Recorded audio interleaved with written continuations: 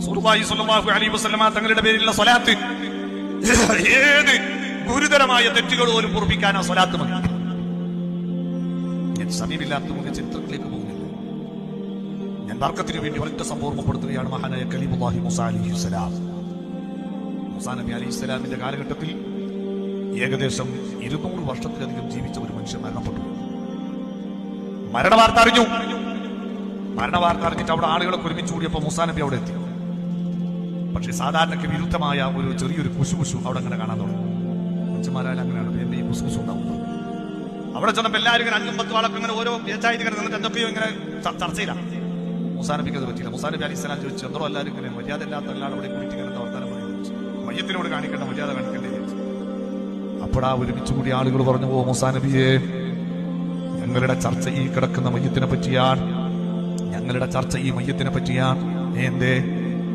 200 വർഷത്തിലധികം ഈ ഭൂമിയിൽ ജീവിച്ച മനുഷ്യനാണ് ഈ മരിച്ചത്.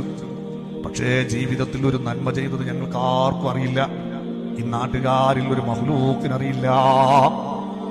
നല്ലത് ചെയ്തിട്ടില്ല എന്ന് മാത്രമല്ല, ഒരുപാട് വേണ്ടാത്തരം ചെയ്ത് ജീവിച്ച ആളാണ്. പ്രവാചകരായ നിങ്ങൾക്കും സൃഷ്ടാവായ അല്ലാഹുവിനും എതിർ നിന്ന് ജീവിച്ച മനുഷ്യനാണ്. ഇങ്ങനത്തെ മനുഷ്യന്റെ മയ്യത്ത് അതേ അങ്ങയുടെ സമുദായത്തെ മറവ് ചെയ്യുന്ന സ്ഥലത്ത് തന്നെ ഖബർ കുത്തിയിട്ട് അവിടെ മയ്യത്ത് മറവ് ചെയ്താൽ ഇദ്ദേഹത്തിന് അല്ലാഹുവിന്റെ അദാബ് വരുമെന്ന കാര്യം ഉറപ്പാണ്. അങ്ങനെ ഇയാൾക്ക് അദാബ് ഇറങ്ങുമ്പോ പരിസരത്തിലുള്ള ഖബറാളികൾക്കും പ്രശ്നമാണ്. അതുകൊണ്ട് ഇദ്ദേഹത്തിന്റെ മയ്യത്ത് അങ്ങയുടെ ഉമ്മത്തിനെ മറവ് ചെയ്യുന്ന സ്ഥലത്ത് മറവ് ചെയ്യാൻ പറ്റൂല മൂസാ നബിയേ. അതാണ് ഈ കാണുന്ന പൊതുജനത്തിന്റെ വികാരം കേട്ടോ. മൂസാ നബി അലൈഹിസ്സലാം ഒരുപാട് സംസാരിച്ചു നോക്കി. ഒരാളുടെ ഭാഗത്തുനിന്നും അനുകൂലമായ അഭിപ്രായം വരുന്നില്ല.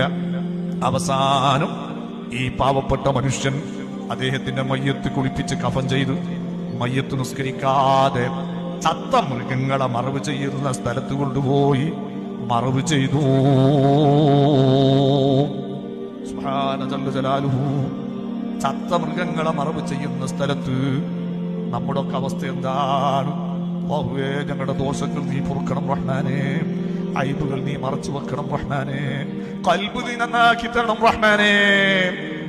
എന്റെ പ്രിയപ്പെട്ട സഹോദരി സഹോദരന്മാരെ, അങ്ങനെ മയ്യത്ത് മറവ് ചെയ്ത് ഇങ്ങോട്ട് പോരുന്ന സമയത്ത് മൂസാ നബി അലൈഹിസ്സലാമിൽ അല്ലാഹുവിന്റെ വഹി വരികയാണ്. എന്താണ് നിർദ്ദേശം? ആ മനുഷ്യന്റെ മയ്യത്തൊന്ന് മാന്തി പുറത്തെടുക്കണം, അദ്ദേഹത്തിന്റെ പേരിൽ മയ്യത്ത് നിസ്കരിക്കണം, നിങ്ങളുടെ ഉമ്മത്തിനെ മറവ് ചെയ്യുന്ന പള്ളിക്കാട്ടിൽ മറവ് ചെയ്യണം. മൂസാ നബി അലൈഹിസ്സലാം പറഞ്ഞു, യാ റബ്ബ്, ഞാൻ സ്വന്തം ചെയ്തതല്ല പടച്ചോനെ, ജനങ്ങളുടെ അഭിപ്രായം പരിഗണിച്ചാണ്, തെറ്റുകളിൽ മാത്രം മുങ്ങിക്കുളിച്ച ജീവിതമാണ്. ആ മനുഷ്യനെ മറവ് ചെയ്തിട്ട് നിന്റെ അദാബ് ഇറങ്ങുമ്പോ പരിസരത്തിലുള്ള പാവപ്പെട്ട ജനങ്ങളും പീഡിപ്പിക്കപ്പെടുമല്ലോ. ആ കാരണം കൊണ്ടാണ് ചെയ്തതെന്ന് പറഞ്ഞപ്പോ അല്ലാഹുവിന്റെ മറുപടി, നഅം യാ മൂസാ, നിങ്ങൾ പറഞ്ഞത് സത്യം തന്നെയാ.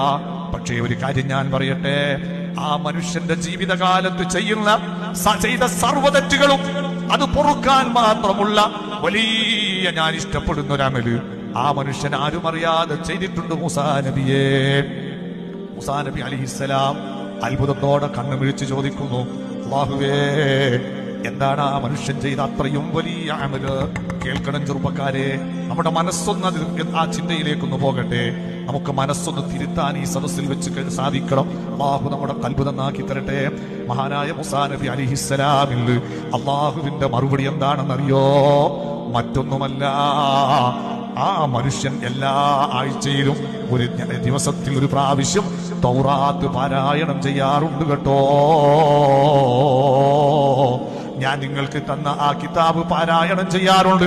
ആ കിതാബ് ഇങ്ങനെ പാരായണം ചെയ്യുന്ന സമയത്ത് അതിലൊരുപാട് സ്ഥലത്ത് ഞാൻ എന്റെ ഹബീബായ മുഹമ്മദിനിൽ മുസ്തഫ സയ്യിദുനാ മുഹമ്മദുർ റസൂലുള്ളാഹി അവിടത്തെ പേര് ഞാൻ രേഖപ്പെടുത്തി വെച്ചിട്ടുണ്ട്, അവിടത്തെ മദ്ഹ് ഞാൻ രേഖപ്പെടുത്തി വെച്ചിട്ടുണ്ട്. ആ സ്ഥലത്തെത്തുന്ന സമയത്ത് ഈ മനുഷ്യൻ എന്റെ ഹബീബിന്റെ പേരിന് ഉമ്മ വെച്ചിട്ട് കണ്ണോട് ചേർത്ത് പിടിച്ച് ബർക്കത്തെടുത്ത് എന്റെ ഹബീബിന്റെ പേരിൽ സ്വലാത്ത് ചൊല്ലാറുണ്ട് മൂസാ നബിയേ. അത് മരിക്കുന്ന ഇന്നത്തെ ദിവസം പോലും ചെയ്തിട്ടുണ്ട്. എന്റെ ഹബീബിനെ ആ രീതിയിൽ ആദരിച്ച് ബഹുമാനിച്ച് എന്റെ ഹബീബിന്റെ പേരിന് ഉമ്മ കൊടുത്ത് ബർക്കത്തെടുത്ത് എന്റെ ഹബീബിന്റെ പേരിൽ സ്വലാത്ത് ചൊല്ലിയ കാരണം കൊണ്ട് കത് ഓഫർത്തുലഹോ, ആ മനുഷ്യന്റെ സർവ പാപങ്ങളും ഞാൻ പുറത്തു കൊടുത്തിരിക്കുന്ന മൂസാ നബിയെ.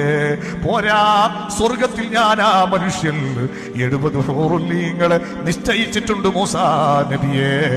അതുകൊണ്ട് ആ മനുഷ്യന്റെ ജനാസയൊന്ന് പുറത്തെടുക്കണം, അങ്ങ് ഇമാമ് നിന്ന് നിസ്കരിക്കണം.